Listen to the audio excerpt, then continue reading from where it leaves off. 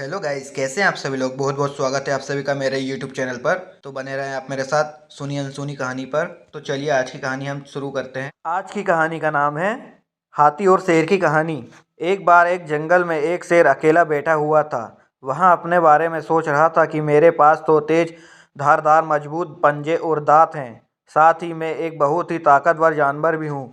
लेकिन फिर भी जंगल के सारे जानवर हमेशा मोर ही तारीफ क्यों करते रहते हैं। दरअसल शेर को इस बात से बहुत जलन महसूस होती थी कि सभी जानवर मोर की तारीफ करते हैं। जंगल के सभी जानवर कहते थे कि मोर जब भी अपने पंख फैलाकर नाचता है तो वहाँ बहुत सुंदर लगता है।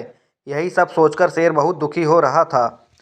वहाँ सोच रहा था कि इतना ताकतवर होने और जंगल का राजा होने पर भी कोई उसकी तारीफ नहीं करता। ऐसे में उसके इस जीवन का क्या मतलब है। तभी वहाँ से एक हाथी जा रहा था। वहाँ भी काफ़ी दुखी था। जब शेर ने उस दुखी हाथी को देखा तो उससे पूछा, तुम्हारा शरीर इतना बड़ा है और तुम ताकतवर भी हो, फिर भी इतने दुखी क्यों हो? तुम्हें क्या परेशानी है? दुखी हाथी को देखकर शेर ने सोचा कि क्यों ना मैं इस हाथी के साथ अपना दुख बांट लूं। उसने आगे कहते हुए हाथी से पूछा कि क्या इस जंगल में ऐसा कोई जानवर है जिससे तुम्हें जलन होती है और वहाँ तुम्हें हानि पहुँचाता हो? शेर की बात सुनकर हाथी ने कहा, जंगल का सबसे छोटा जानवर भी मुझ जैसे बड़े जानवर को परेशान कर सकता है। शेर ने पूछा, वह कौन सा छोटा जानवर है? हाथी ने कहा, महाराज, वो जानवर चींटी है।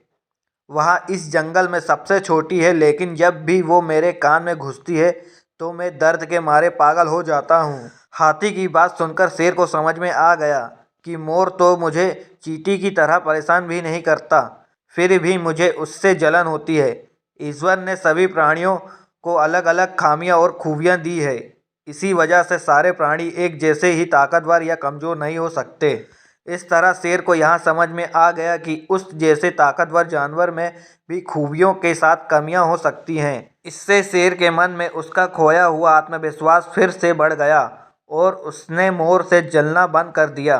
कहानी की सीख, हमें कभी भी किसी की खूबी देखकर उससे नहीं जलना चाहिए, क्योंकि हम सभी में अलग अलग खूबियाँ और खामियाँ होती हैं।